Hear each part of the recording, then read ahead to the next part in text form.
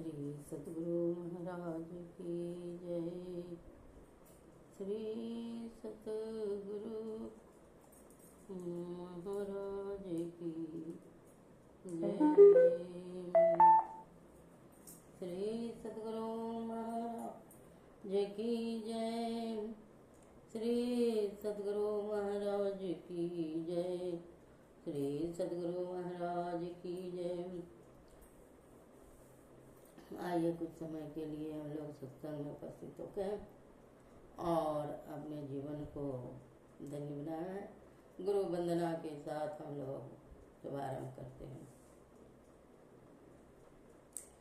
मंगल मूर्ति सद्गुरु मिलवे सर्वाधार, मंगलमय मंगल करन बिनमो बारंबार।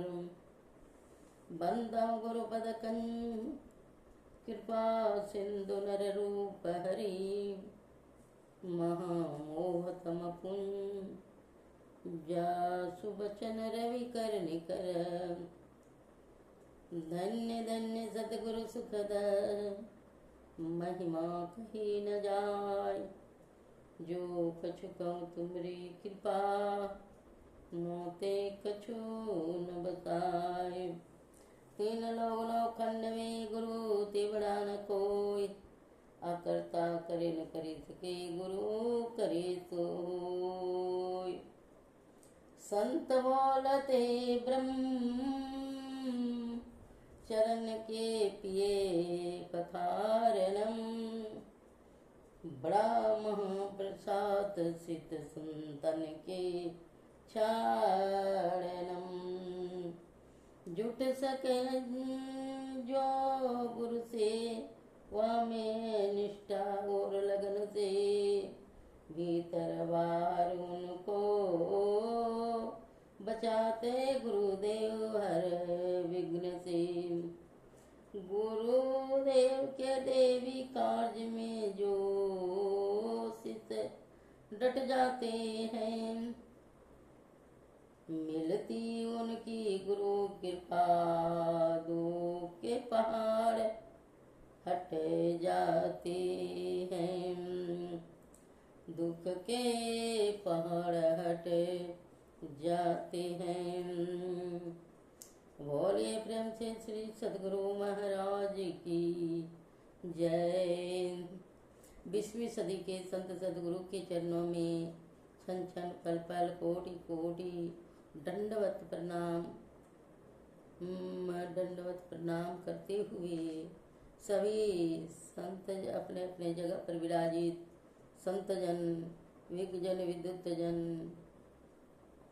और सभी धर्मशिला माताओं एवं भक्तिमती बहनों तथा नन्हे मुन्ने बच्चे, सभी को मेरा गुरु महाराज की तरफ से बहुत बहुत आशीर्वाद और पदवंदन नतमस्तक करते हुए सत्संग का शुभारंभ एक भजन से करते हैं। पदावली से आइए सुने।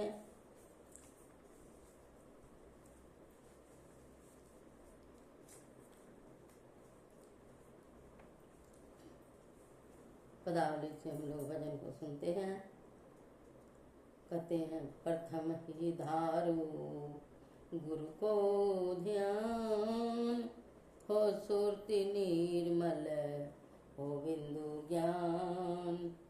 प्रथम ही धारो गुरु को ध्यान, हो सुरति निर्मल हो बिंदु ज्ञान।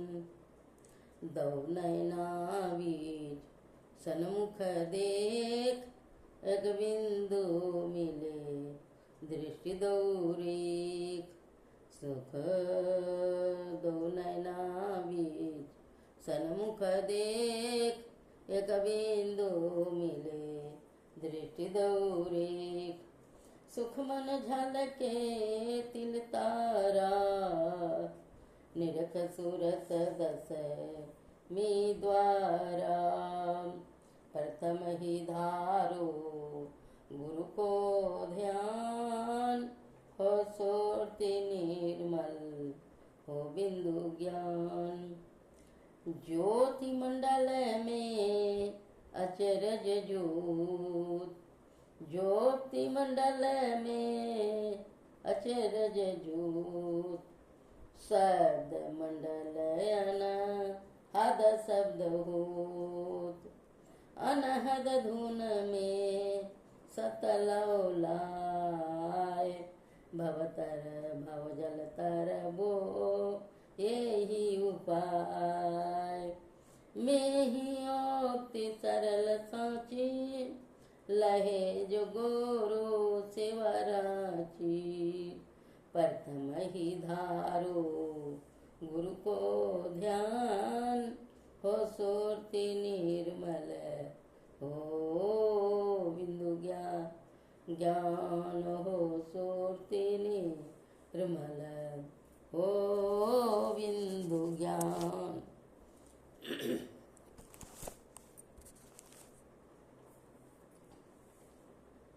पदावली से हम लोग गुरु महाराज का भजन को श्रवण किए।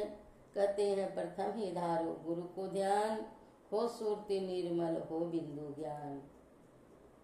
ये मनुष्य जीवन जो मिला है, अगर गुरु को बताए मार्ग पर चलते हैं, संत सदगुरु के चरणों में जा करके भक्ति का युक्ति जानते हैं, तो कहते हैं सबसे पहले गुरु का ध्यान करो। गुरु का ध्यान करने से बुद्धि निर्मल होती है और ज्ञान मिलता है। बिंदु, बिंदु क्या है? कहते हैं बूंद समाना समुद्र में, यह जाने सब कोई। असमुद्र समाना बूंद में, बूझे बिरला कोई। तो काया रूपी समुद्र जो है वह बिंदु में समाना है। यह कोई बिरले गुरु मार्गी जानते हैं। कहते हैं दो नैना बिच सन्मुख देख, एक बिंदु मिले दृष्टि दो रेख। दो नैनों के बीच में एक बिंदु पर दृष्टि को लगा दो। सुखमन झलके तिल तारा, निरख सूरत दसवीं द्वारा। ये 9 दरवाजा जो है वह बंद है, तो कहते हैं 10वां दरवाजा खुलने के लिए वह बिंदु है। तो कहते हैं सुखमन झलके तिल तारा। वहाँ सुखमना में, अज्ञा चक्र में, बिंदु ज्ञान में, दृष्टि योग में, वहाँ तिल के जैसा तारा दिखता है। निरख सूरत दसवीं द्वारा, मन पलटे तो सूरत कहावे। निरखो देखो वह 10वां दरवाजा में सूरत लगा करके। तो कहते हैं ज्योति मंडल में अचरज ज्योत। यह ज्योति मंडल जो है अचरज ज्योत, ऐसा ज्योति है कि जो वह ज्योति में शीतलता है। कहते हैं कोट भानु छवि तेज उजाली। एक सूरज में इतना प्रकाश है तो वहाँ कोटि प्रकार की सूर्य है, कोटि सूरज है। तो इसमें गर्मी है, उसमें शीतलता है। तो कहते हैं अपने अंदर में ज्योति को महल में जा करके, ज्योति मंडल में जा करके अचरज ज्योति को देखो। शब्द मंडल अनहद शब्द हो, और वहाँ शब्द मिलेगा परमात्मा का शब्द, वहाँ अनहद शब्द है। तो कहते हैं अनहद में धुन सतला लाए, भव जल तरबो यही उपाय। अनहद धुन में 36 प्रकार की बाजा बजती है, वह अनहद धुन है। तो कहते हैं उसमें लव लगा लो, सत्य को पकड़ो। अगर सत्य को बारीकी में से पकड़ ले तो भव जल तरबो यही उपाय।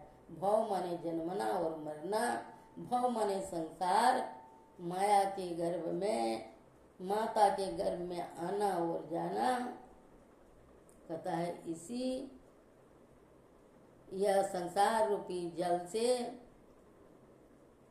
हाँ इसी मार्ग पर चल के हम लोग तर जाएंगे। मैं ही युक्ति सरल सांची, लहे जो गुरु सेवा रांची। कहते हैं गुरु महाराज यह सच है, यह सरल है, यह युक्ति जो गुरु सेवा में मन लगा करके करता है उसको यह मिलता है। तो कहते प्रथम ही धारो गुरु को ध्यान, हो सुरति निर्मल हो बिंदु ज्ञान। निर्मल बुद्धि होगी, मन पलटे तो सूरत कहाएगी, वह सूरत चलेगी, तब वह बिंदु का ज्ञान होगा। आइए कुछ वाणी संतों की सुने। कहते हैं किसी न किसी रूप में हम सभी इस माया के भीतर हैं। किनकी वाणी है? स्वामी विवेकानंद जी। इंद्रियां मनुष्य को, आत्मा को बाहर खींच लाती है। मनुष्य ऐसे स्थानों में सुख और आनंद की खोज कर रहा है जहां वह उन्हें कभी नहीं पा सकता। युगों से हम यह शिक्षा पाते आ रहे हैं, यह निरर्थक और व्यर्थ है। यहाँ हमें सुख नहीं मिल सकता, परंतु हम सीख नहीं सकते। अपने अनुभव के अतिरिक्त और किसी उपाय से हम सीख नहीं सकते। हम प्रयत्न करते हैं और हमें एक धक्का लगता है, फिर भी क्या हम सीखते हैं? नहीं, फिर भी नहीं सीखते। पतंगे जिस प्रकार दीपक की लौ पर टूट पड़ते हैं, उसी प्रकार हम इंद्रियों में सुख पाने की आशा से अपने को बारंबार झोंकते रहते हैं। पुनः पुनः लौट कर हम फिर वे नए उत्साह के साथ लग जाते हैं। बस इसी प्रकार चलता रहता है और अंत में लूल्हे लंगड़े होकर धोखा खाकर हम मर जाते हैं। और यही माया है। यही बात हमारी बुद्धि के संबंध में भी है। हम विश्व में रहस्य का हल करने की चेष्टा करते हैं। हम इस जिज्ञासा, इस अनुसंधान की प्रवृत्ति को बंद नहीं कर सकते। ऐसा लगता है कि यह सब हमें अवश्य जान लेना चाहिए और हम विश्वास ही नहीं कर सकते कि ज्ञान कोई प्राप्त की जाने वाली वस्तु नहीं है। हम कुछ कदम आगे जाते हैं कि अनादि अनंत काल रूपी प्राचीर बीच में व्यवधान के रूप में आ खड़ा हो जाता है, जिसे हम लांघ नहीं सकते। कुछ दूर बढ़ते ही असीम देश का व्यवधान जाकर खड़ा हो जाता है, आकर खड़ा हो जाता है, जिसका अतिक्रमण करने की हम में शक्ति नहीं। और फिर यह सब कार्य कारण रूपी दीवार द्वारा सुदृढ़ रूप से सीमाबद्ध है। हम इस दीवार को नहीं लांघ सकते, तो भी इस संघर्ष करते रहते हैं। हमें संघर्ष करना ही पड़ता है और यही माया है। प्रत्येक श्वास के साथ, हृदय की प्रत्येक धड़कन के साथ, अपनी प्रत्येक हलचल के साथ हम समझते हैं कि स्वतंत्र हैं और उसी क्षण हम देखते हैं कि हम स्वतंत्र नहीं हैं। बद्ध गुलाम, हम प्रकृति के गुलाम हैं। शरीर मन सर्वाधीश जीव विचारों एवं समस्त भावों में हम प्रकृति के गुलाम हैं और यही माया है। ऐसी एक भी माता नहीं है जो अपनी संतान को जन्मतः एक अद्भुत प्रतिभा संपन्न महापुरुष न समझती हो। वह उस बालक को लेकर पागल सी हो जाती है। उस बालक में ही उसके प्राण पड़े रहते हैं। बालक बड़ा होता है, शायद घोर शराबी और पशु तुल्य हो जाता है। जननी के प्रति दुष्ट व्यवहार तक करने लगता है। जितना ही उसका दुष्व्यवहार बढ़ता है उतना ही जननी का प्रेम भी बढ़ता है। लोग उसे जननी का निस्वार्थ प्रेम कहकर प्रशंसा करते हैं। उसके मन में यह प्रश्न तक नहीं उठता कि वह माता जन्मतः एक गुलाम है। वह इस प्रकार प्रेम किए बिना रह नहीं सकती। हजारों बार उसकी इच्छा होती है कि वह इस मोह का त्याग कर दे, पर वह कर नहीं पाती। अतः वह उसे पुष्प राशि द्वारा आच्छादित कर लेती है और उसी को अद्भुत प्रेम करती है। और यही माया है। हम सबका भी यही हाल है। नारद ने एक दिन श्री कृष्ण से पूछा, प्रभु आपकी माया कैसी है, मैं देखना चाहता हूँ। एक दिन श्री कृष्ण नारद को लेकर एक मरुस्थल की ओर चले। बहुत दूर जाने के बाद श्री कृष्ण नारद से बोले, नारद मुझे बड़ी प्यास लगी है, क्या कहीं से थोड़ा सा जल ला सकते हो? नारद बोले, प्रभु ठहरिए, मैं अभी जल लिए आया। यह कहकर नारद चले गए। कुछ दूर पर एक गांव था। नारद वहीं जल की खोज में गए। एक मकान में जाकर उन्होंने दरवाजा खटखटाया। द्वार खुला और एक परम सुंदरी कन्या उनके सन्मुख आकर खड़ी हुई। उसे देखते ही नारद सब कुछ भूल गए। भगवान मेरी प्रतीक्षा कर रहे होंगे, वे प्यासे होंगे, हो सकता है प्यास से उनके प्राण भी निकल जाए। ये सारी बातें नारद भूल गए। सब कुछ भूलकर वे उस कन्या के साथ बातचीत करने लगे। उस दिन वे अपने प्रभु के पास लौटे नहीं। दूसरे दिन वे फिर से उस लड़की के